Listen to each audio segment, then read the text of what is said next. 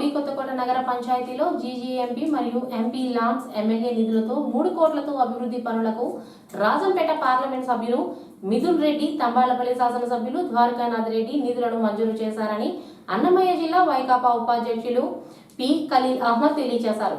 మరియు ఎంపీ గారి నిధులు ఎంపీ లాట్స్ 63 లక్షలతో మరియు మున్సిపాలిటీ నిధులతో దాదాపు 3 కోట్ల రూపాయలతో మన గౌరవ శాసనసభ్యులు శ్రీ పెద్దిరెడ్డి ద్వారకానాథ్ రెడ్డి గారు కాలువలు కానీ రోడ్లు కానీ ఏర్పాటు చేస్తున్నారు.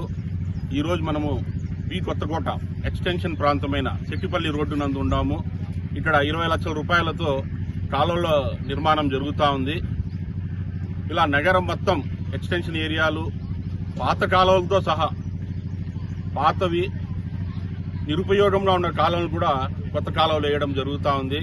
కొత్తకోటను పూర్తి స్థాయిలో అభివృద్ధి చేయాలని మన గౌరవ శాసనసభ్యులు శ్రీ పెద్దిరెడ్డి ద్వారకానాథ్ రెడ్డి గారు జీజీఎంపీ నిధులు 2 కోట్లు సాధించడము, మళ్ళీ దాదాపు 1 కోటి రూపాయలు ఎంపీ లాట్స్ ద్వారా సాధించడము జరిగింది. ఈ రకంగా గతంలో కూడా 5 కోట్లతో వర్కులు చేయడం జరిగింది.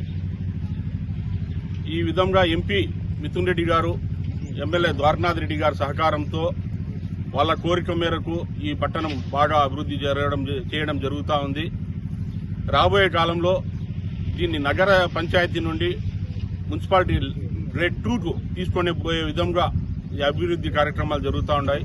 ఈ సందర్భంగా ఈ ప్రజల తరఫున, ఈ ప్రాంత తరఫున ఎమ్మెల్యే గారికి, ఎంపీ గారికి కృతజ్ఞతలు తెలియజేసుకుంటున్నాం.